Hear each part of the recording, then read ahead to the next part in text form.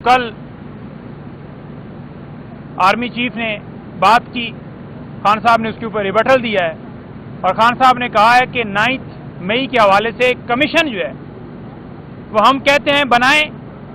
اور سی C T V footages کس نے چرائی ہیں، اور سیکنڈ جو بات ہے کہ کس کے حکم کے اوپر عمران خان صاحب کو اسلام آباد ہائی کورٹ سے اغوا کیا گیا، یہ تحقیقات بھی ہوں اور اس کے اندر پتہ چلے کہ کون لوگ اکسا رہے تھے، کتنے لوگ گئے تھے، کیسے پہلے شیشے ٹوٹے ہوئے تھے اور کیسے اندر سے آگ لگی، کس نے لگائی اور کس کو اس کے اندر ڈالا گیا ہے۔ تو یہ ساری چیزیں قوم کے سامنے آنی چاہیے۔ اور خان صاحب نے فارم 47 والوں کے حوالے سے بھی بات کی ہے، انہوں نے کہا ہے کہ انوار کاکڑ کی جو سٹیٹمنٹ ہے وہ ایڈمیشن ہے، وہ مان گیا ہے کہ کس طرح دھاندلی جو ہے کی گئی ہے۔